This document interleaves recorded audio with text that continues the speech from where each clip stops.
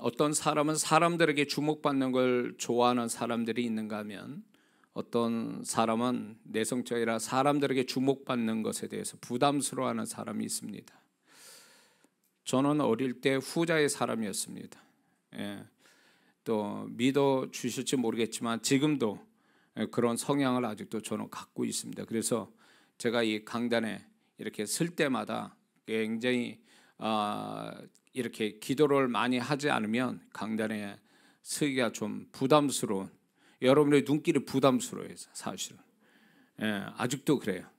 그래서 제가 또 이런 게 있습니다. 제가 이제 오살리 기도원에 이제 제가 서왔지 않습니까? 그리고 이제 한 2000년 모이는 교회를 제가 이제 집회를 그 교회에서 했는데 오히려 저는 그게 부담이 덜 되더라고요. 왜냐면 시선이 멀리 있으니까 오히려 편해요. 강단이 클수록 많은 사람들이 멀리 있을수록 많이 있어도 저하고 멀리 있으니까 부담 덜 되더라고요. 근데 이 코앞에서 이렇게 저하고 눈길을 마주치는 이게 참 부담스러워요. 아직도 제 성격인 줄 몰라도 그렇습니다. 믿어주세요. 제가 중학교 때 수학을 못했습니다. 그래서 우리 아버님이 또 남에게 지는 거 싫어하시고 장남이다 보니까 또 우리 아버님은 공부를 또 잘하셨던 분이에요. 그러다 보니까 이제 공부를 시켜야 되겠다. 그래서 이제 그때 당시에 과외하기가 쉽지 않았거든요. 제 중학교 때는. 네, 우리 아버님 강요로 인해서 제가 1:1 수학 과외 공부를 하게 됐습니다. 근데 그게 엄청 저한테는 그 나이 때 부담스럽고 하기 싫었어요. 왜냐하면 그 과외 선생님이 오로지 나 하나예요. 그러다 보니까 이분한테 이제 가서 과외 공부를 하면 이분이 눈길이 나에게서 떠나질 않아요. 그 얼마나 부담스럽게요. 더군다나 수학도 못하는데, 수학하기 좋아하는 사람은 특별한 경우예요. 근데 이제 저는 문과 계열이기 때문에 수학이 참 싫더라고요. 근데 이제 그 수학 선생님, 그 과외 선생님하고 같이 이제 공부를 하게 됩니다. 그럼 그분은 내게서 항상 눈이 안 떠나요. 거기에다가 이제 수학 점수가 낮게 나오면 또 야단을 맞습니다. 그러니까 이게 좀 이렇게 여럿이 과외를 또 하더라도 좀 피할 공간이, 그 과외 선생님 눈길을 피할 공간이라도 있어야 되는데 이분은 나 하나예요. 그러니까 나 처음부터 한 2시간 매주 이렇게 만나면 하루에 한 주에 뭐 2번인가 이렇게 만난 적이 있는데 2시간을 그분과 같이 계속 눈길을 마주치면서 이제 수학 공부를 해야 되는데, 이게 수학 공부도 이 수학도 모르는 데다가 그 선생님하고 눈을 마주치고 공부한다는 게 여간 부담스러운 게 아니에요. 그러니까 제 성격상 저는 이제 제 스타일을 나중에 알고 보니까 이거예요. 저는 혼자 공부하는 걸 잘 좋아했던 사람이에요. 그러니까 누가 옆에서 같이 이렇게 붙어서 공부하거나 누가 자꾸 이렇게 저한테 관심 갖고 이런 게 굉장히 부담스러워요. 그냥 혼자서 열심히 하는 그건 잘하는데 남과 같이 하거나 또 이제 선생님이 저에게 눈길을 주거나 이런 건 굉장히 부담스러워서 못했어요. 결국은 어떻게 됐게요? 몇 달 다니다가 이제 그만뒀죠. 왜냐면 제가 그렇게 해서 그런 태도 가지고 과외를 받으니 수학 점수가 좋게 나오겠습니까? 안 나오죠. 그러니까 우리 아버님이 해봐야 안 되겠다, 얘. 그래가지고 수학 제 과외를 이제 안 하게 됐죠. 저 같은 사람이 있습니다. 근데 또 이제 대인 공포증이라고 있지 않습니까? 대인 공포증이 있는 사람은 개인적으로 누군가를 만나 눈을 마주치면서 이야기하는 걸 참 어려워합니다. 거기에다가 상대가 낯선 사람이면 더더욱 어려워하죠. 그런 사람은 대부분 사람과의 관계 형성에 있어서 어려움을 갖게 됩니다. 그런데 이제 반대로 상대방하고 눈을 마주쳐서 대화하는 걸 좋아하고 이런 사람들은 결국은 사람과 좋은 관계로 또 갖게 되더라고요. 우리 한국 사람은 이렇게 눈을 마주치면서 얘기하는 게 참 부담스러워하는 것 같아요. 기질이 그런 건지 우리는 눈을 마주치고 이렇게 얘기하는 게 익숙치 않아요. 근데 이제 그렇게 서구에 가면 이렇게 제가 미국만 가보더라도 그렇지 않습니까? 이 사람들은 눈을 이렇게 가까이 마주치면서 얘기를 해요. 그러니까 저는 그게 너무 부담스러운 거예요. 그래서 해외 집회 나가서 현지인하고 이 사역을 이렇게 하면 그분들이 뚫어지게 나를 쳐다보니까 오히려 내가 부담스러운 거예요. 근데 그게 그분들의 그 사람들은 그게 이제 몸에 배서 그렇게 하고 또 얘기도 많이 나누고 그렇게 하는데 우리 저 같은 경우는 내성적인 데다가 또 그런 마음들이 있으니까 참 사람하고 눈을 맞추면서 얘기하는 게 쉽지 않더라고요. 그러나 일단 사람들과 눈을 마주치고 대화를 잘 하는 사람들이 결국 사람 관계가 좋아지더라고요. 그런가 하면 또 다른 얘기지만 또 누군가가 자신을 테스트하기 위해서 여러 명이 자신만을 쳐다보고 면접하는 그런 상황을 갖는 경우가 있죠. 취업할 때나. 근데 그런 상황을 좋아할 사람은 없어요. 그래서 많은 분들이 또 이제 이렇게 취업하는 분들이 면접에서 많이 떨어지는 이유가 또 거기 있더라고요. 심지어는 제가 듣기로는 사법고시가 지금 없어졌지만 사법고시 할 때 제 3차가 이제 면접 아닙니까? 근데 면접에서 1차, 2차 다 붙었는데 3차 면접에서 떨어진 사람도 있었다고 그래요.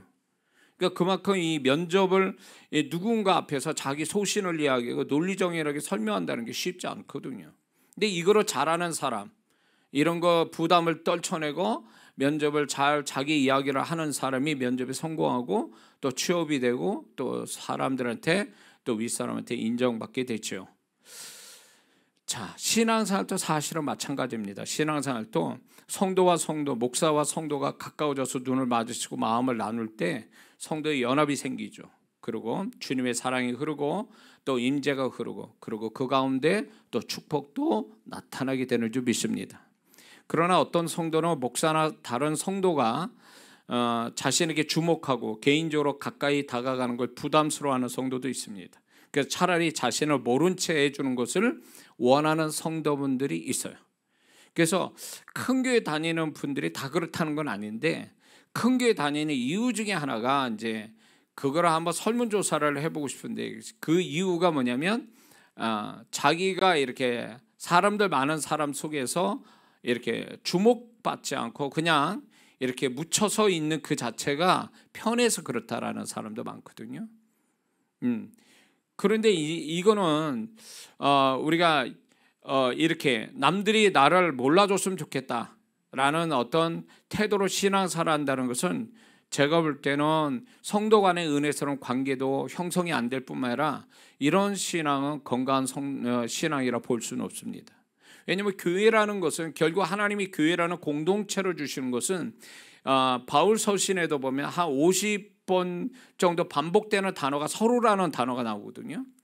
그러니까 교회는 혼자 있는 게 아니라 서로 간에 모자라고 인격이나 모든 부족한 성도끼리 부딪히면서 그 속에서 주님도 경험하고 훈련도 받고 그리고 좀 사람이 좀 주님 닮아가는 훈련 장소가 교회가 되는 것인데 이런 것들이 두렵거나 이런 것에 상처가 있어서 이런 성도 간에 또 목사와 성도 간에 이런 관계가 형성이 안 돼서 좀 이렇게 묻혀서 있는 몰라라 해주는 그런 성도로 있다라는 것은 당장은 자기가 편할지 몰라도 그게 건강한 신앙만은 아니라는 것입니다.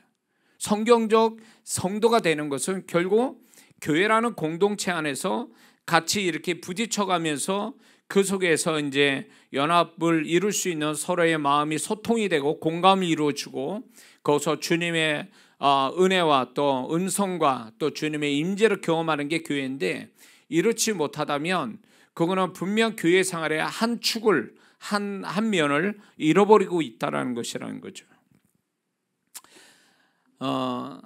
또 이런 게 있습니다. 사람에게 주목받는 걸 좋아하지 않는 사람들 중에는 군중 속에 파묻혀 있을 때 안정감을 갖는 사람이 있어요. 안정감을 갖는다는 거죠. 왜냐하면 군중 속에 있을 때 자신의 존재감이 드러나지 않고 주목받지 않기 때문인 거죠. 그래서 군중 속에 있을 때 안정감을 넘어 담대해져서 문제를 일으키는 경우도 있는데 해외 뉴스 영상들을 보면 그런 게 있죠. 군중이 뭐 폭동을 일으켰는데 폭동을 일으켜서 어떤 주제 가지고 폭동을 일으켰으면 그걸로 끝나야 되는데 애매한 그 죄 없는 상가에 들어가지고 뭐 부셔가지고 약탈해가는 이런 그런 영상을 자주 본 적이 있을 겁니다. 근데 그 사람들이 과연 잡으면 정말 그렇게 폭력적인 사람들이냐? 그건 아니라는 거죠. 그 사람들이 그렇게 하는 건 결국 군중 속에 나는 모를 거야. 사람들 군중 속에 있기 때문에 내가 사람들은 모를 거야. 이런 자신이 군중 속에 묻혀서 아무 존재가 아니고 존재감이 없고 나를 모른다라는 생각 때문에 이렇게 담대하게 행동을 하는데 이게 결국 죄로 연결이 되는 거죠.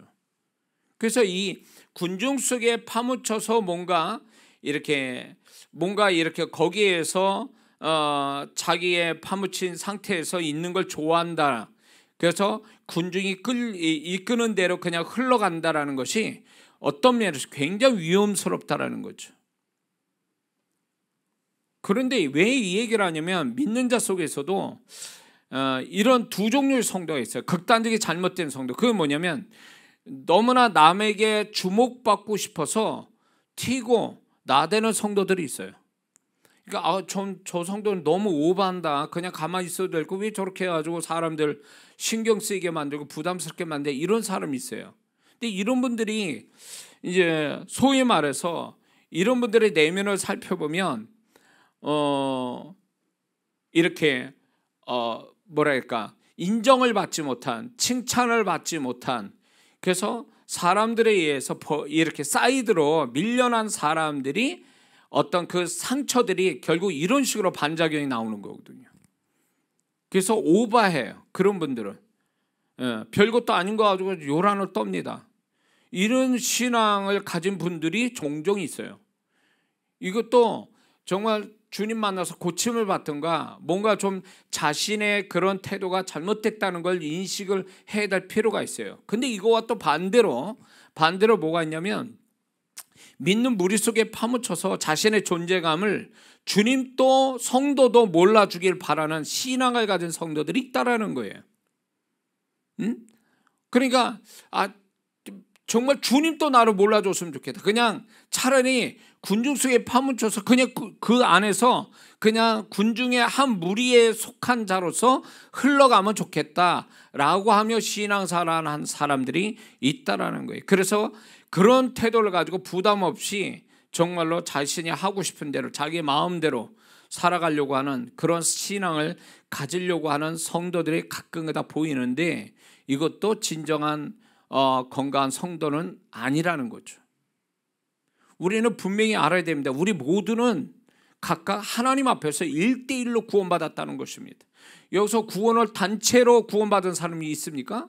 구원은 절대적으로 1대1이거든요. 주님과 함께 1대1로 해서 구원을 받았다라는 것은 결국 이거는 뭐의 상징이, 뭐의 예표냐면 이거는 이제 죽음 넘어 하나님의 심판 때 쓰는 거에 예표예요. 구원의 예표는요. 그때 가서 우리가 지금은 구원자이신 예수님을 구원자이신 예수님을 1대1로 상대를 해서 예수님 연결해서 구원받듯이 이제 우리가 이 땅의 삶이 끝나서 하나님의 심판 때 쓸 때는 그때도 각각 쓴다라는 거죠. 뭐 부부가 같이 쓰는 게 아니라는 거죠. 하나님의 심판 때는 모두가 다 각각으로 서서 각각의 상을 받는 거거든요. 그래서 제 아내도 그렇게 얘기해요. 내 상급이 다르고 당신 상급이 다르다. 나하고 같이 있었다 그래서 내 상급을 하나님이 나눠주시는 게 아니라는 거예요. 어떤 면에서 보면 우리의 신앙은 지극히 개인적이에요. 1대1이라는 거죠. 이거는 뭐 부인할 수 없어요. 그러면 우리가 구원받을 때 1대1이고 내가 죽어서 하나님 앞에 심판 때 쓸 때에 그것도 1대1로 해서 그분이 나의 모든 걸 지난 날 살아온 모든 삶을 판단을 받고 그분이 재판자에 대해서 판단하는 이런 마지막 우리의 마지막 극의 관문이 남아있을 때에 그것만 그러냐? 구원받고 죽어서 심판 때 쓸 때만 그러냐? 아니요. 우리가 살아가는 동안에도 그분이 나를 1대1로 상대하신다는 거죠. 근데 이런 사실을 많은 믿는 자들이 인정을 안 하거나 모르거나 희미하게 생각해서 여기서부터 문제가 생기는 거예요. 구원은 1대1로 받아놓고 주님이 그러면 1대1로 받아놓은 다음에 너는 그래 믿는 자 무리 속에 들어와서 그래 내가 널 찾을지 안 찾을지 모르겠어. 그러나 너는 거기서 신앙생활 잘하면 좋겠다. 천국 올 때 내가 너를 그때 와서 알아볼게. 이게 아니라는 얘기예요. 근데 많은 그리스도인들은 이렇게 신앙생활하고 있는 거예요. 주님과 1대1로 구원받듯이 삶도 1대1로 그분이 나를 상대하고 있는데 그래서 주님은 세상에서 나 하나밖에 없는 줄 아시고 또 나만 주목하시고 나에게 말씀하시고 나의 삶을 이끌어 가신다는 거예요. 그분은 절대적으로 상대적으로 나를 평가하는 분이 아니고, 그분은 절대적으로 다른 사람과 비교해서 나를 말씀하시거나 책망하거나 나를 그 사람과 비교해서 등급을 매겨서 우리의 삶을 이끌어 가신 분이 절대 아니라는 거죠. 믿습니까? 그분은 세상에 나 하나밖에 없는 줄 아시고 나를 다루시는 분이에요. 근데 우리는 주님이 나 하나만 있는 줄 아시고 나를 상대하시는 분이, 그분은 나를 그렇게 생각하는데 우리는 그렇게 생각 안 한다는 거죠. 우리는 그냥 무리 속에 한 사람으로, 존재감 없는 한 사람으로 남아있기를 원하는 이런 태도의 신앙이, 이 사람이 결국은 신앙과 존재도 성장하지 못한 모습을 가지고 살아갈 수밖에 없다는 거예요.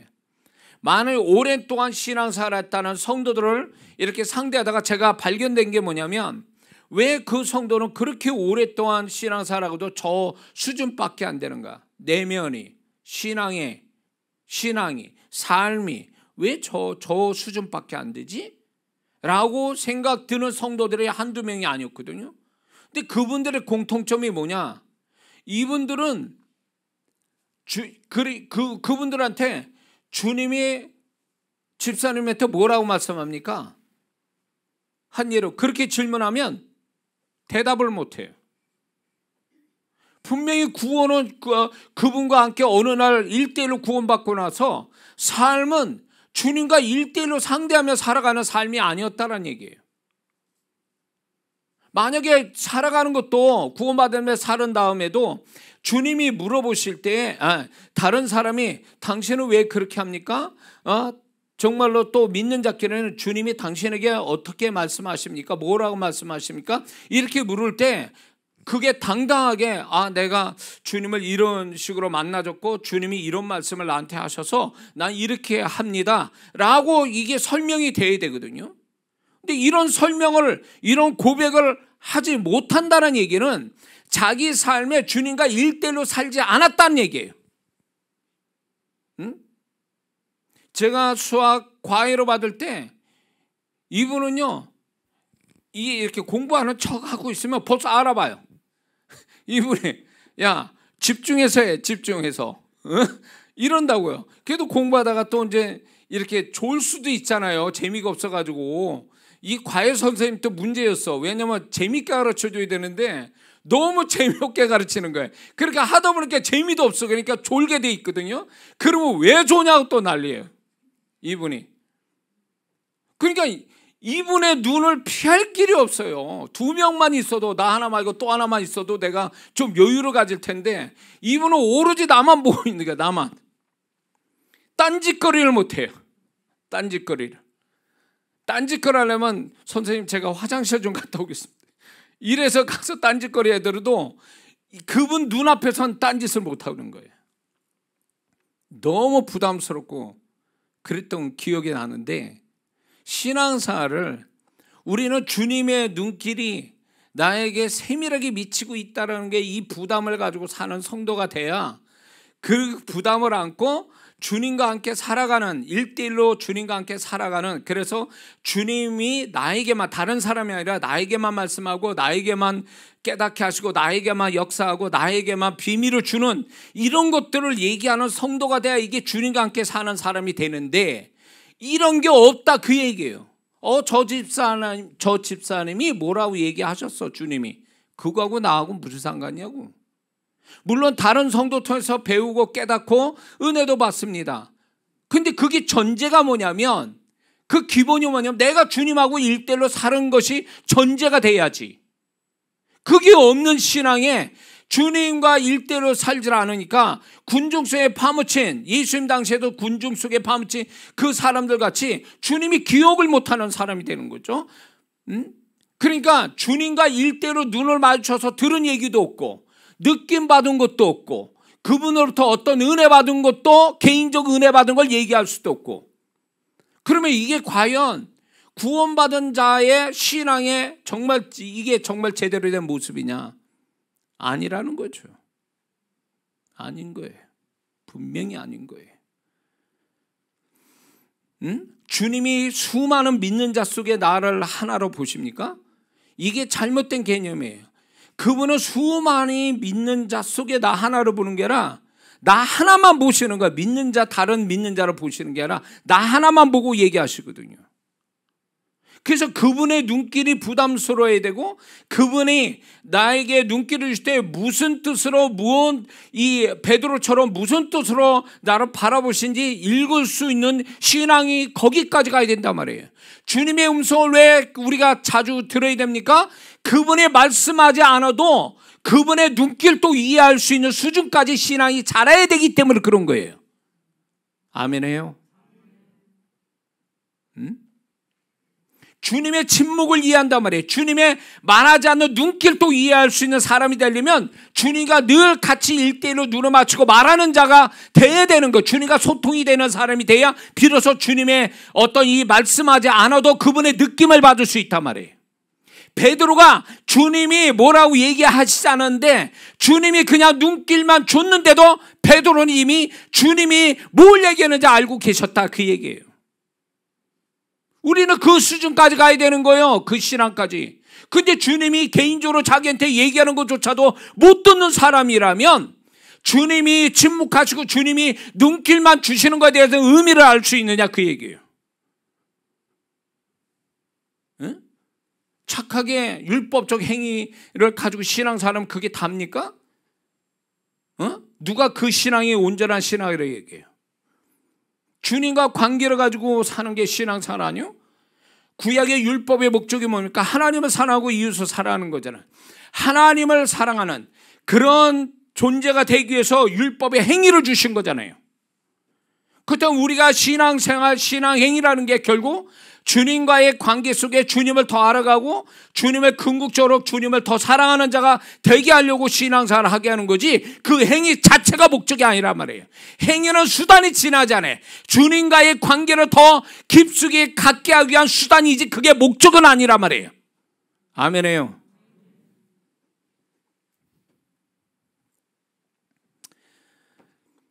많은 성도분들이 이 부분에 대해서 알지도 못해요. 부담도 안 느껴요. 이걸 굉장히 희미하게 여깁니다. 왜? 그런 설교를 들어본 적이 없으니까. 행위를 가지고 그러셔서 칭찬을 받을 줄 알았지, 그 이상의 그 수준 이상의 신앙이 있다는 걸 아예 감지 못하고 있는 거죠.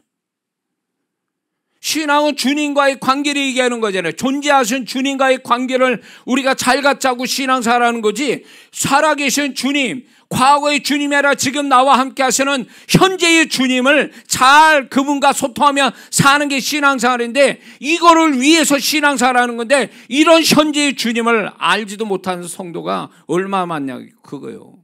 그러니까 주님께서 다듬어 주시고, 너 이거 잘못했어, 너 이렇게 해야 돼, 너 그거 잘하는데, 그래 계속 잘해, 이런 주님의 지도를 받는 존재와 신앙의 주님의 지도를 받는 성도가 얼마나 되겠냐, 그 얘기예요.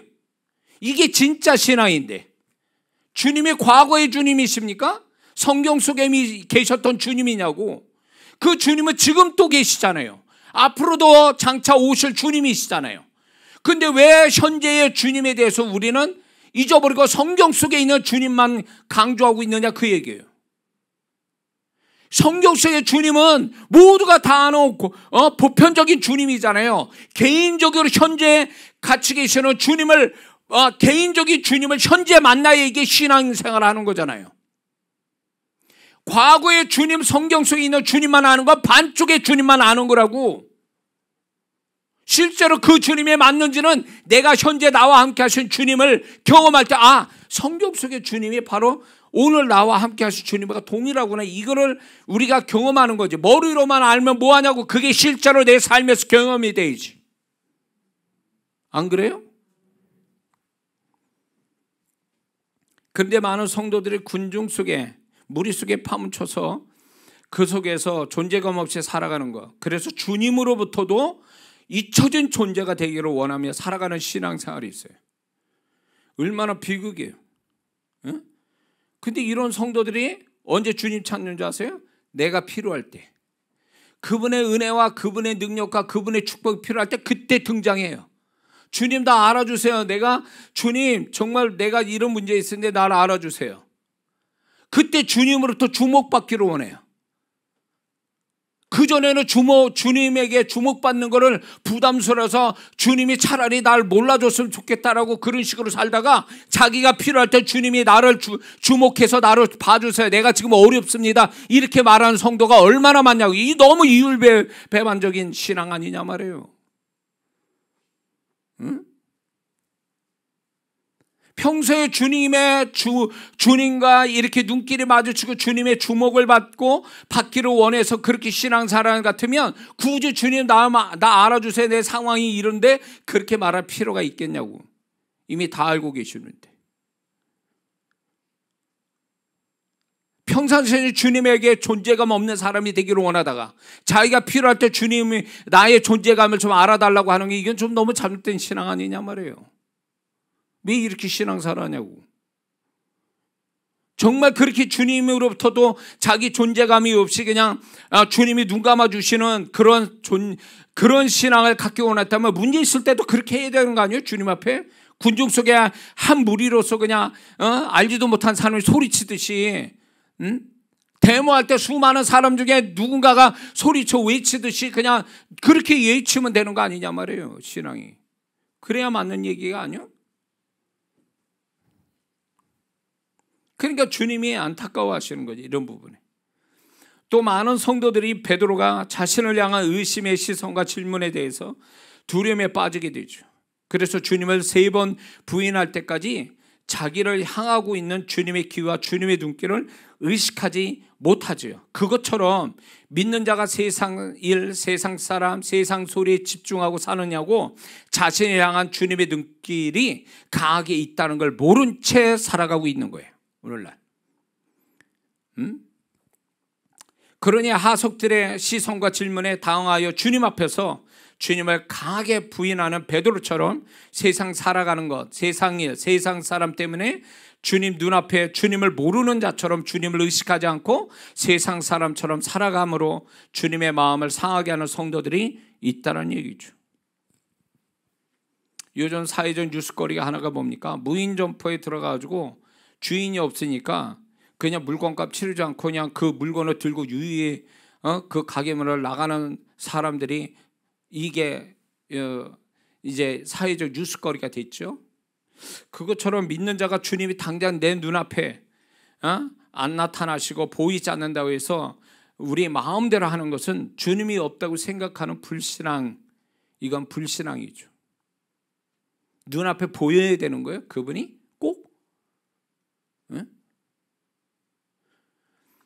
주님이 베드로를 보시기 전에 이미 베드로는 주님을 보고 계셨잖아요. 주님을 보고 있었잖아요, 베드로는. 주님을 보고 있었다고. 그런데도 그 앞에서 부인했잖아요. 주님이 자기하고 눈길이 마주칠 때 비로소 그가 자기 뭔 짓을 하는지 비로소 알게 됐잖아요. 우리는 어쩌면 이래요. 주님이 계시는 걸 믿어요. 그러나 주님이 내 눈앞에 보이지 않으니까 그냥 내 마음대로 막 사는 거죠. 이게 문제인 거예요. 이걸 알아야 됩니다. 무인 점포에는 사람은 없어도 CCTV가 다 보고 있잖아요. 그렇죠? 그처럼 우리 주님도 내 눈앞에 보이지 않아도 그분은 우리의 모든 걸 다 보고 계신다는 걸 우리는 잊지 말아야 될 줄 믿습니다.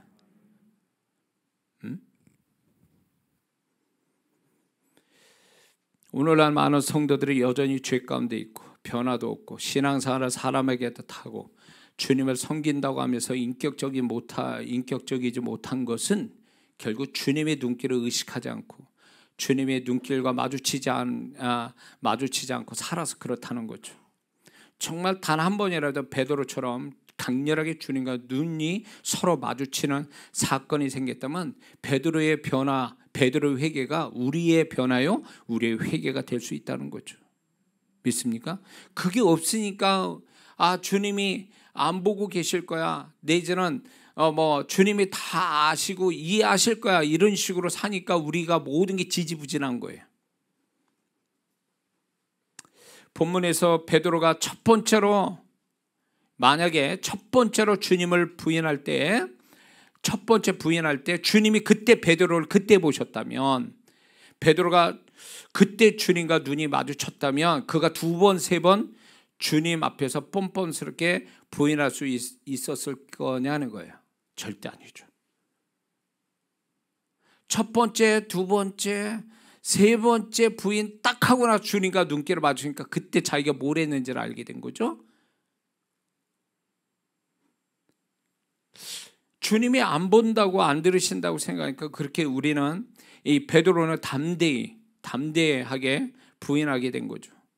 비로소 세 번 부인하고 나서 자신이 향한 주님과 눈길이 마주쳤을 때 그는 비로소 자기가 뭘 잘못했는지, 뭔 짓을 했는지 그때 비로소 알게 됐죠. 주님의 눈길이 베드로 자신의 문제를 알게 했습니다. 그래서 베드로가 될 수 있었던 건 이 베드로가 주님과 1대1의 관계 속에서 주님이 질문하고 베드로는 또 대답하고 주님과 눈길을 마주치고 이 사건이 다른 제자보다 많아요. 그것이 베드로를 위대하게 만든 거예요. 저는 여기서 한 가지 좀 생각해 볼 게 뭐냐면, 가룟 유다가 주님과 눈길이 마주쳤다라는 장면이 있습니까? 없어요. 어떤 면에서 보면 주님을 직접 마음 상하게 한 건 베드로라 봐야 돼요. 주님은 있는 데서 듣는 데서 한 거니까. 그는 그것도 한 번이 아니라 세 번이잖아요. 가룟 유다는 자기 돈 욕심이 그랬단 말이에요. 그런데 나는 정말로 이 가룟 유다도 베드로같이 강렬하게 주님과 눈길을 서로 마주쳤다면 가룟 유다가 적어도 비극적인 인생을 끝내지는 않았을 거라는 생각이 드는 거예요.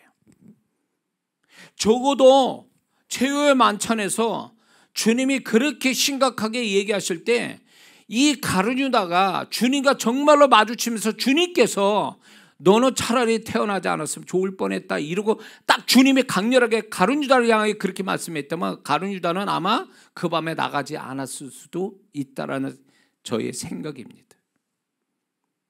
근데 아쉬운 게 뭐냐면 가룟 유다는 주님과 눈길을 마주친 적이 없다라는 거예요. 강렬한 주님과의 눈길을 마주침이. 오늘날 많은 성도들이 주님과 강렬한 눈길을 마주치지 않는 채 주님이 나를 본다 해도 나는 안 보고 있는 거죠. 그런 식으로 사니까 주님의 음성 듣고 주님과 눈길을 마주쳐야 뭔가 내가 뭔 짓 하는지, 내가 어떻게 살아야 되는지, 내가 뭘 잘못하는지 이런 걸 베드로처럼 알아갈 텐데 그런 게 없으니 가룟 유다처럼 그냥 사단에 잡혀가지고 그냥 막 다 하는 거야. 별짓 다 하는 거지. 그래서 사단의 도구가 돼서 결국은 자기 인생 끝장을 내고 마는 거죠. 응?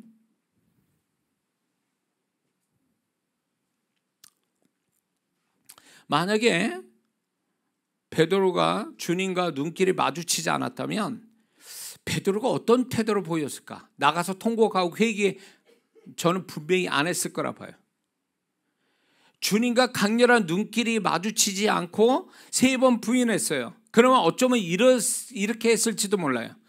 하인들의 시선과 질문에 당황해서 이제 자기 살기 위해서 하지 말아야 할 고백을 하게 되죠. 그렇게 되면 베드로는 주님의 눈길이 없었다고 가정하에 그러면 베드로가 어떻게 했을까요?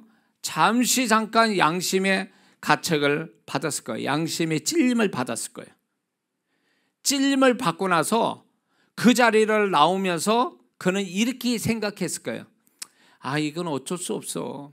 어쩔 수 없는 상황에서 내가 어쩔 수 없이 내가 원해서 한 말은 아니지만 그렇게 말했어. 주님도 다 이해하실 거야. 그런 식으로 자기 양심이 찔림을 덮어버리고 집에 유유히 갔을 거란 생각 들어요. 그러면 과연 이 상황에서 이렇게 됐다면 베드로가 될 수 있었는가? 전 절대로 될 수 없다고 보는 거예요. 그런데 오늘날 많은 성도들이 주님 앞에서 계속 잘못을 저지르고 신앙생활 잘하지 못하는 것에 대해서 이 베드로가 만약에 주님과 눈길을 마주치지 않으면 우리 스스로가 자기를 위로하거나 자기의 변명이나 합리화시키기 위해서 그래 어쩔 수 없는 거야. 나는 상황이 이렇게 될 수밖에 없었고 나는 이런 결정 이런 선택을 할 수밖에 없어. 주님은 다 이해하시고 나를 용서하실 거야. 이러면서 덮어가는 거죠. 그러니까 그런 자신의 변명과 핑계와 이유들이 계속 쌓여져 가니까 사람은 안 변하고 점점 변질되어 가는 거 아니냐는 거죠.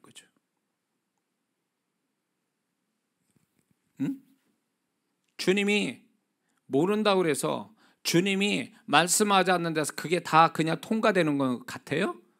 절대 그렇지 않아요. 그분은 정확하게 모든 걸 계산하신 분이고 그분은 언젠가는 그분이 내가 너를 계산을 카운트하고 있다는 것을 반드시 어떤 식으로 드러내신다는 거예요. 우리는 그 드러내시는 주님이 그거를 드러내서 작업하실 때까지 그분은 우리에게 어쩌면 기회로 주시는 거고 네가 이런 걸 잘못했기는 고치지 않으면 내가 이 모든 잘못된 거 네가 합리화시키고 변명되고 핑계대는 것들을 다 내가 계산할 거야. 그런 날이 온다라는 거예요. 그러기 전에 주님이 뭔가 기회 주실 때 침묵하고 계실 때 뭔가 책망하시기 전에 그런 시간적 여유 줄 때 우리는 반드시 우리 자신을 고치고 주님 앞에서 그 눈길을 주님과 눈길을 마주친 자처럼 베드로처럼 우리는 뭔가 고치고 변화되려고 몸부림치는 이 자세가 있어야 된다는 거죠. 근데 오늘날 많은 성도들이 위험스럽게 건방지고 주님 앞에서 너무 위험한 태도로 보이고 가는 성도들이 있어요. 근데 그 모든 것들이 죄책감을 가지면서 가는 성도도 있지만 어떤 성도는 합리화시키면서 그럴 수밖에 없다라고 하면서 스스로 핑계와 이유를 댑니다. 그렇게 되니까 주님이 그런 성도에게 은혜가 가겠느냐고요. 주님 앞에 정직한 자가 그의 교통함이 있다고 잠언서에 말씀하고 있는데 그분 앞에 솔직하며 은혜도 받고 용서함도 받고 그분의 새로운 손길을 경험하는데 우리는 정직한 게 아니라 합리화시키고 핑계와 변명을 되어간다면 그 사람이 무슨 하나님의 은혜와 축복을 받겠냐 그 얘기예요. 너무 주님을 몰라요. 너무 자기 식대로 주님을 생각하고 살아가요. 응? 그렇고 다른 건 열심히 하니까 주님이 이걸로 나를 알아봐 주세요. 이렇게 하지만 주님은 정말로 모든 걸 정확하게 하고 정확하게 넘어가기를 원하는데 정확하지 않고 구렁이 담너가듯이 그렇게 넘어가면서 그런 것들을 다 합리화시키거나 핑계와 변명으로 가니까 주님의 은혜와 손길과 축복이 없는 거죠.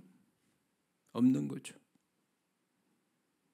적어도 제가 만난 주님은 모든 걸 정확하게 하기를 원하세요.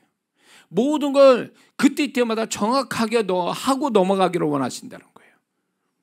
응? 주님은 그렇게 다루시는 거죠, 저를.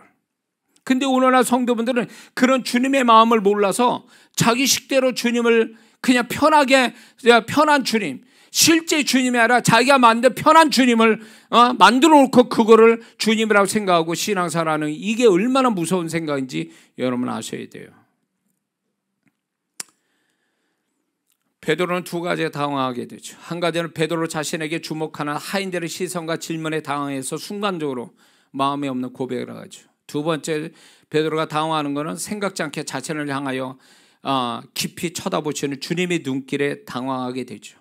그래서 결과적으로 보면 하인들의 눈길은 결국 베드로를 범죄하게 만들고 주님의 눈길은 그 베드로를 회개하게 만들었어요.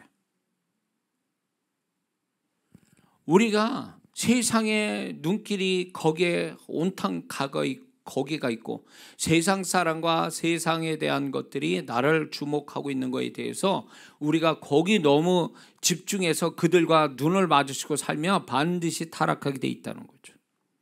주님과 눈길을 마주쳐서 주님과 눈길을 마주치면 그 사람은 새 사람이 되고 변화되는 사람이 되고 주님의 은혜를 받는 사람이 되는데 주님의 눈길을 받지 않고 우리는 자꾸 세상 눈길을 의식하고 자꾸 나는 또 세상 거기다가 눈 맞추려고 하고 이런 것들이 결국 우리를 주님 닮아가는 삶을 살지 못하게 하는 거죠. 우리는 알아야 됩니다. 이 베드로를 향하여 바라보시는 주님의 눈길을 오늘도 우리는 받고 있다는 것입니다. 다만 베드로와 차이가 있다면 우리의 문제는 주님의 눈길을 의식하지 않거나 그럴 감각이 없거나 이런 사실에 무지하는 것이 문제라는 것입니다. 그래서 주님이 보시기 전까지는 3번 부인을 한 베드로처럼 담대히 자신의 잘못을 베드로처럼 주님의 눈길을 마주칠 때까지는 계속 주님 앞에서 반복하고 있는 게 우리의 모습이라는 거예요. 우리는 형식적으로 그냥 내가 잘못했으니까 죄책감에 죄에 대한 어떤 인식이 있고 양심의 꺼리낌이 있으니까 회개를 그렇게 합니다. 그거하고 살아계신 주님을 맞닥뜨려서 만나셔서 나오는 그 정말로 마음 밑바닥에서 나오는 회개하고 같으냐 그거예요. 우리는 그런 것들이 경험해야 되는데 우리는 너무 가볍게 생각하고, 그러니까 신앙이나 존재가 바뀌질 않는 거예요.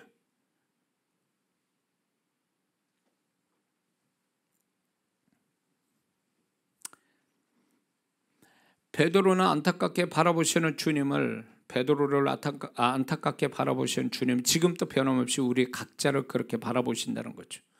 주님은 내가 지금 무엇 하는지, 무슨 일을 하는지, 뭘 말하는지를 내가 다 안다는 그런 마음으로 우리를 깊으신 눈길로 우리를 보내고, 그 눈길을 우리에게 보내고 계시고 있다는 거죠. 우리는 주님과 눈길을 늘 마주쳐서 진정으로 주님과 올바른 관계를 가지는 성도가 되어야만 합니다. 베드로가 위대한 예수님의 제자가 될 수 있었던 것은 아까 얘기한 것처럼 주님과 개인적으로 1대1의 만남과 주님과의 눈길을 많이 마주친 그것이 그를 위대한 제자로 만들었습니다. 안드레에서 주님 앞에 만났죠. 주님과 대화를 나누면서 개발하고 베드로라고 별명을 줘주셨죠. 그리고 누가복음 5장에 보면 배에서 주님을 만나죠. 주님의 음성을 듣고 주님과의 대화를 나누죠. 눈길을 마주치죠. 뿐만 아니라 변화산상에서도 그는 이제 주님을 또 거기서 만나게 되죠. 그리고 이 베드로는 또 주님과 1대1의 만남에서 책망도 받기도 합니다. 주님의 눈길을 또 시선을 받게 되고, 주님이 부활하신 다음에 디베라 바다에서 주님과 1대1 질문과 대답을, 그리고 주님의 눈길을 받습니다. 그래서 여러분들이 성경을 보면, 복음서를 보면 베드로가 가장 많이 제자 중에 주님과 1대1로 만남이 제일 많아요. 그래서 베드로는 아주 결정타를 여기서 경험하는 거죠. 이제 고난 받으시는 주님으로부터 깊으신 그분의 눈길을 강렬하게 마주침으로 인해서 이것이 베드로를 진정으로 베드로를 만들어주는 계기가 되지요. 그래서 오늘날 이렇게 보면 좋은 신앙, 또 주님 앞에서 수준 높은 존재로 살아가는 성도들의 공통점이 뭐냐면 그들은 누구나 다 개인적으로 주님과의 만남이 있고 주님의 음성 듣고 주님의 손길만 아는 것이 아니라 주님의 눈길을 의식하며 산다는 거예요. 많은 성도분들이 주님의 손길을 경험해요. 주님의 손길을 원해요. 그 주님의 축복스러운 손길을 원하는데 자신의 어떤 마음이나 삶에 주님의 손길을 원하는데 정말 정작 주님의 눈길을 원하지 않아요. 주님의 눈길을 의식하지 않아요. 그 여기서부터 신앙이 이 사람이 문제가 되는 거예요. 정말 주님의 손길과 주님의 눈길을 이 두 가지를 다 경험한 사람이면 변질이 되지 않아요. 축복받아도. 그런데 주님의 손길만을, 축복의 손길만을 보고 주님이 그 다음에 어떻게 하는지 주님의 눈길을 의식하지 않으니까 축복받고 변질되는 거예요.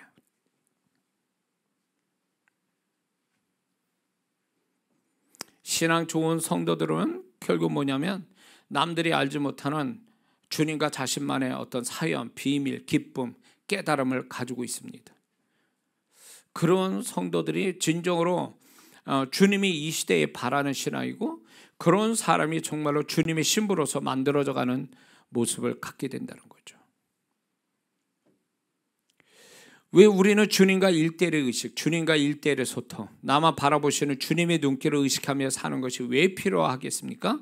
베드로 보면 또 알 수 있죠. 베드로가 어떻게 됐는가, 주님과 그렇게 만남과 소통과 책망과 질문과 또 대답과 주님의 눈길을 이 경험한 것이 결국 베드로를 베드로 만들어 줬는데, 그것이 베드로의 존재값과 신앙 수준을 높여줬죠. 그래서 어떻게 됐습니까? 주님께서 야이로의 딸 죽은 자를 살린데도 베드로를 데려가시죠. 변화산상에서도 베드로가 있었죠. 그리고 베드로가 결국은 다비다라는 여제자를 살리는 능력을 갖게 되죠. 이것이 결국 보면 베드로가 주님과 그런 모습들이, 그런 사귐들이 결국은 베드로 존재와 신앙값을 높였다는 거예요. 그리고 이것이 결국 베드로가 주님을 더 알게 되어졌다. 주님과 일대를 늘 주님의 눈길과 주님과 소통하는 그것이 베드로가 주님을 더 알게 됐다는 거죠. 마태복음 16장 보면 주는 그리스도 하나님의 아들이십니다, 이렇게 얘기했죠. 누가복음 5장에 가서도 두 배 가득 채운 배로 보면 고기를 보면서 기쁜 게 아니라 자기가 죄인이라는 걸 주님 앞에 고백하죠. 이건 주님을 경험한, 주님의 존재를 실제로 경험한 거고 주님을 제대로 알아본 거죠. 그리고 베드로는 이런 주님과의 이런 관계를 통해서 누구보다 주님을 더 사랑하는 자가 됐다는 것입니다. 요한복음 21장에서도 보면 네가 나를 사랑하냐 이렇게 질문했다는 것은 베드로가 정말로 주님을 사랑하는데 자기 지은 죄가 있으니까 그렇게 못하지만 주께서 내가 주를 사랑하는데 주께서 하십니다, 이렇게 고백한 걸 성경으로 기록했다는 얘기는 베드로가 정말 주님을 누구보다 뜨겁게 사랑했다는 걸 인정하여 드리는 거죠. 주님과의 1대1의 소통과 눈길을 마주친 그것이 결국 베드로가 주님을 사랑하는 어떤 신앙으로 발전하게 된 거죠. 뿐만 아니라 베드로는 나중에 사도행전 5장 41절에 가보면 주를 위한 고난도 기쁘게 받는 자가 됐다라는 것입니다. 그러니까 주님과 눈길을 마주치고 주님과 1대1의 관계를 가지며 소통하고 주님과의 어떤 질문과 대답을 많이 가진 자들이 결국 베드로 같은 모습을 가지고 신앙생활하는 사람이 될 수 있다는 거죠. 이거를 주님은 우리에게 요구하고 계시는 거예요. 너도 이렇게 되라.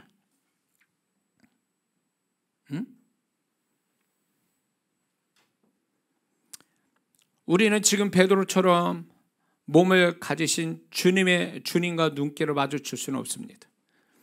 그렇다고 해서 주님이 우리를 보시지 않는 것은 아니죠. 그분은 언제나 나를 바라보십니다. 그러므로 우리는 주님의 존재만이 아니라, 주님의 손길만이 아니라 주님의 눈길을 의식하며 살아가는 성도가 되어야 될 줄 믿습니다. 그러면 여기에서 주님의 눈길을 의식하며 살아가는 자가 되려면 어떻게 해야 되는가? 라고 할 때 이거 어려워할 거 없어요. 이건 어떻게 이해를 해야 되냐면, 내가 다른 사람들 속에 있어요.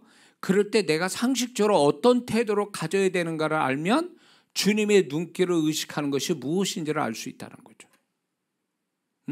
제가 여러분 앞에 여기서 서기 위해서 정말로 진짜 세수하고 옷도 깨끗하게 입고 그렇게 오지 않습니까? 그리고 이렇게 저의 모습을 다시 한번 제가 이제 거울 비춰 자기를 보듯이 주님을 눈길을 의식하는 자는 바로 이거예요. 결국 뭐냐면 부끄러운 모습을 보이지 않게 해서 자기를 살핀다는 거죠. 사람이 나를 의식하는 것과 똑같은 거예요. 그래서 주님 앞에 내가 부끄러운 모습이 있는가? 자기의 마음을 살피고 자기의 생각을 살피고 자기의 언어를 살피고 자기의 삶의 행동을 살펴보는, 이게 주님의 눈길을 의식하며 사는 자의 모습이라는 거죠. 그리고 정말로 다른 사람한테 기분 좋게 하는, 그리고 다른 사람과 좋은 관계에 갖기 위해서 그 사람은 어떻게 합니까? 조심스럽게 행동하죠. 조심스럽게 말하고 또 그 상대방의 기분 좋은 어떤 말을 하고 태도로 보이죠. 그 사람을 위해서. 우리가 주님의 눈길을 의식한다면 이렇게 살아야 되는 거예요. 주님의 눈길을 의식한다면 매사에 모든 걸 조심스러워하는 거죠. 내가 막 이렇게 보면은 가까다 이렇게 지하철 같은 데서 막 상식 없이 하는 사람들 있죠.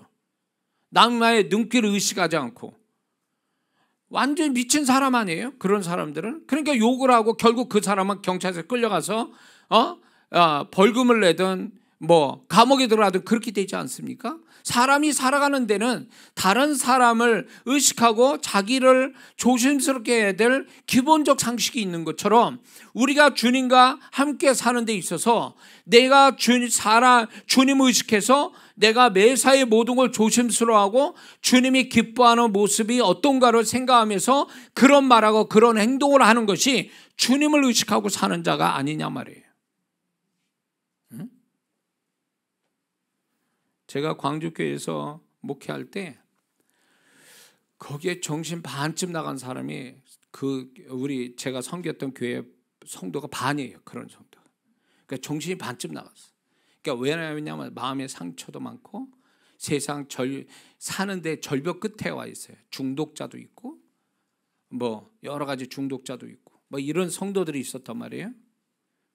근데 그 성도들이요 술 먹고 주일날 예배드려요. 그런가 하면은 예배 드릴 때 이렇게 여러분들 잘 이렇게 얌전하게 앉아 계시잖아요. 그 성도는요 이렇게 삐딱하게 이렇게 나와 있어. 그리고 이렇게 그러면서 나를 쳐다보는 거예요. 얼굴 빨개가지고. 이걸 어떻게 해석해야 돼? 저 사람 술 먹고도 교회 온다는 것도 신기하고. 그럼 제가 이제 야단쳐. 어떻게 예배를 드리는데 그런 자세를 드립니까? 똑바로 하세요, 내가. 막 뭐라고 그러더니. 근데 그 성도가 정말 예배 드리다가 말씀 듣다가 주님 만났어요. 제가 일부러 그 성도들을 그냥 안수를 다 한 거야, 그냥. 예배 맞추면서 강제로 다. 의무적으로 다 받아요, 기도. 그래가지고 막. 기도만. 그런 게 이제 복합적으로 해서 이분들이 변화되니까 자세가 달라져요. 예배 드리는 자세도 틀리고, 말하는 것도 틀리고, 술 먹고 예배 드리는 사람 없고, 전투적으로 살았어요. 제가 그때 광주 목회할 때요. 얼마나 힘들게 목회했는지 몰라요. 성도가 100명이 뭐해. 정신 반쯤 나간대, 성도들이. 그러니까 맨날 전투적인, 완전히 전쟁을 치르듯이, 이제 영혼들을 만나러 가는 거예요. 근데 주님이 이기셨죠. 그래서 그 영혼들이 변화되고 막 그렇게 되는데, 보니까 주님을 의식하는 성도가 되니까 자세가 달라져요. 옷도 막 냄새나는 옷 입고 와가지고 막 술 먹고 주일날 예배 드리는 사람이 있을 정도면 어떻게 하는지 아시죠? 그런 사람들이 오는 거예요. 그럴 때 이제 은혜 받고 주님 만나고 되니까 이 사람이 자세가 달라요. 옷 매면서도 잘하고 나중에는 저를 돕는 역할도 하고 그랬어. 그분들이 그걸 보면서 야, 이게 백날 사람이 말하고 경찰이 와서 얘기해도 안 통해. 하도 경찰서 들락달락하니까 다 알아, 그 사람들을요. 근데 이제 이게 주님 만나고 이러니까요, 이게 정말 주님으로 인해서 달라지는 거예요, 사람이. 응? 그러니까 이게 주님의 어떤 음성이더라고. 그 사람들 잘 모르죠. 그러나 주님의 음성들하고 주님의 능력들하고 주님의 마음이 들어가니까 사람이 확 달라지는 거예요. 저는 그거를 보고 제가 이제 목회로 그만뒀지만 그걸 보면서 정말 주님을 만나야 된다. 어떤 식이든 주님을 음성으로 만나든 능력으로 만나든 뭐 임재로 만나든 뭘로 만나든 주님을 만나야 사람이 달라진다는 거예요. 응?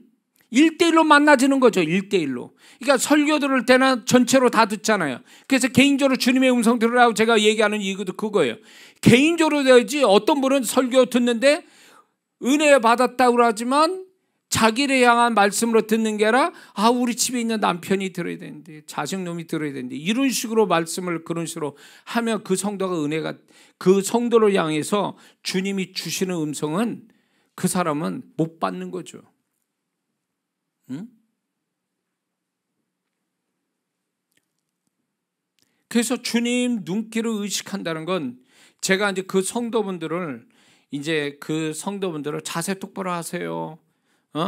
주님 앞에 지금 주님이 여기 계셔서 예배 받으시는데 그렇게 하면 됩니까? 전에는 막 진짜 여름에 제가 초창기 때 그 예수 믿고 구원받은 그 청년이 있었는데 반바지에 쓰리빠 신고 왔어요. 용납을 못해. 가라 너 집에. 제가 그랬던 사람이에요. 왜냐하면 주님을 만나는데 이게 사람을 만나도 그렇게 할 수는 없잖아요. 윗사람 만났는데 반바지에 쓰리빠 신고 와서 윗사람을 만날 수 있냐고. 그건 아니거든.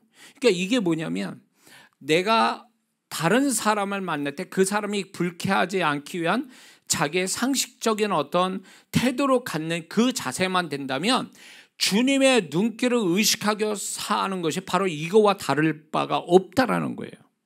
응?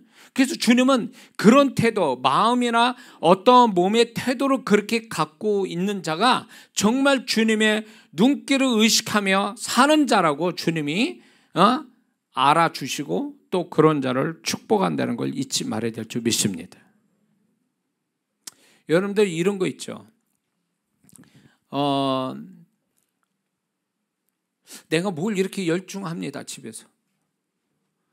뭔가를 하나에 열중하고 있는데 뭔가 뒤통수가 뭔가 이렇게 뜨고 그런 게, 그래서 뭔가 누군가 나를 아주 째려보거나 뭘 이렇게 하는 것 같다.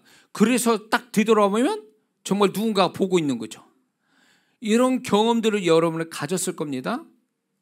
에? 경험이 없습니까? 예.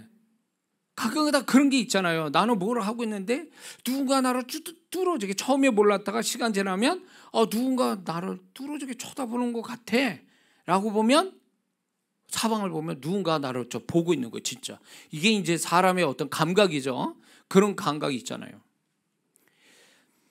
왜 이 얘기 하냐면요, 제 경험입니다. 제가 뭔가 주님 앞에 뭘 이렇게 저렇게 하면은 뭔지 모르게 이게 다른 때보다도 강렬하게 주님이 나를 주목하고 있다는 게 의식이 되는 순간이 있어요.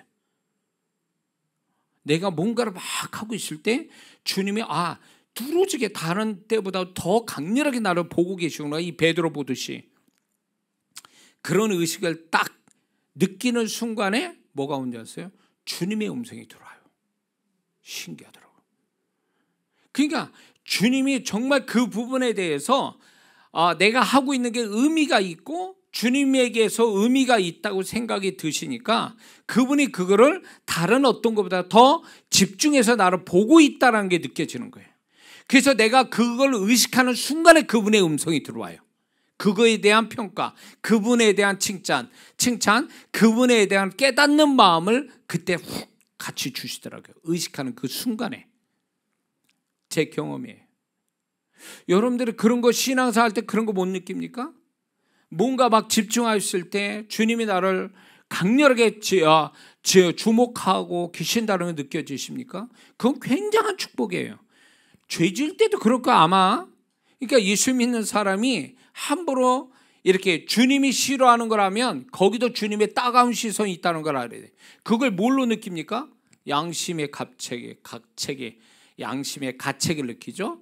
그거 하면서 뭔가 부끄러움 느끼죠. 그거 하면서 뭔가 두려움을 느끼죠. 그거 하면서 뭔가 좀 심란한 마음, 더군다나 더 나가서 마음의 절망감, 내지는 뭔가 좀 이렇게 자책하는 마음, 그게 다 뭐겠어요? 주님의 시선이 머물기 때문에 그 현상이 나는 거예요. 베드로가 주님이 강렬하게 베드로가 그 잘못된 걸 바라볼 때에 베드로가 비로소 자기가 3번 부인한 걸 주님이 네가 3번 부인할 거라고 미리 말씀한 게 기억나고 주님 앞에 자기가 주님에게 못된 짓을 했다라는 걸 비로소 알게 된 것처럼 우리가 잘못할 때에 주님이 여러 각도로 내 안에 내가 너를 얼마나 강렬하게 이거에 대해서 바라보고 있는지 내가 여러 각도로 내가 알게 한다라는 얘기예요. 이게 이런 경험은 하지 말아야 돼요. 이런 주님의 눈길은 경험하지 말아야 돼요. 그리고 오히려 주님이 나에 대해서 이렇게 내가 뭔가 잘할 때 주님 앞에 뭔가 열심히 내려고 할 때에 뭔가 주님의 나를 강렬하게 보고 계신다는 그걸로 인해서 그 순간에 주님이 나에게 그 순간에 어떤 때는요 그분의 임재가 너무 강하게 와가지고 어찌할 때도 있어요. 그분의 음성이 들어옵니다. 그분의 임재가 들어와요. 그분의 마음 훅 들어올 때 나도 모르게 막 이 감동이 울컥하는 마음처럼. 이게 뭐냐면 내가 너를 너무너무 그 모습에 내가 너무 좋아. 그래서 내가 너를 그렇게 바라보고 있는 거야. 그거를 이런 여러 가지 나의 이런 상태를 통해서 알려주시는 거죠. 그럴 때 내가 지금 잘하고 있구나 주님 앞에서. 나 혼자 누구도 안 알아주는 나 혼자 애쓰는 이 모습을 주님이 알아주고 계시는구나. 이런 것 때문에 위로가 되고 힘도 되고 그게 나를 정말 세상을 달리 보게 만들어요. 이게 주님의 눈길이에요. 언젠가는 우리가 천국 가면 주님과 눈길이 마주치겠죠. 그러나 이 땅에서는 그분과 이렇게 눈이 마주치는 그거는 안 되더라도 내가 너하고 지금 내 눈길이 너한테 가고 있어 라는 여러 가지 증거들을 우리에게 주시지 않느냐 말이에요. 그리고 내가 거기에서 주님이 주시는 그런 마음이나 그런 거에 대해서 내가 그분에 대해서 정말로 주님이 원하시는 대답을 하는 순간이 그게 뭔지 아세요? 주님과 눈길이 서로 강렬하게 마주치는 순간이 되는 것, 그 순간에. 우리는 육체적으로 주님과 눈길을 마주칠 수 없지만 그분의 내가 신앙 고백을 할 때 그분이 나와 눈길이 정말 마주치는 사건이 생기는 거예요.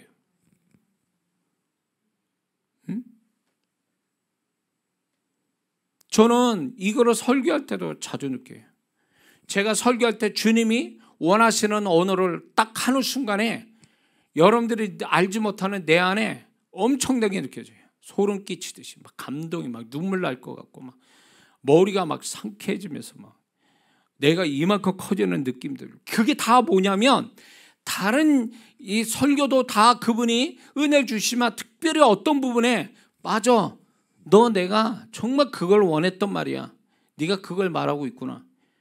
그게 결국은 주님이 나한테 그런 식으로 나에게 역사해 주신 거거든요. 근데 그게 결국 뭐냐면 주님과 눈길이 마주치는 사건이에요. 그게 베드로와 주님의 눈길이 마주치는 부정적 사건처럼 주님과 내가 눈길이 마주쳐서 긍정적 사건을 나한테 주시는 거죠.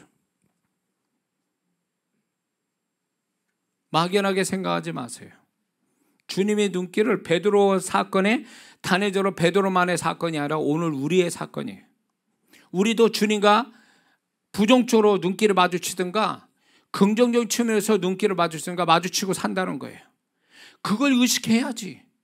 그리고 주님의 눈길을 의식하는 자로서의 어떤 태도로 가지고 살면 충분히 주님의 눈길에 주시는 그 축복을 우리도 경험하고 살 수 있다는 걸 우리는 잊지 말아야 될 줄 믿습니다. 그러므로 오늘 주님의 눈길을 의식하며 살아가서 좀 더 베드로같이 좀 더 존재와 신앙이 수준 높은 또 삶을 갖는 여러분 되시길 주의 이름으로 축원합니다. 기도하겠습니다.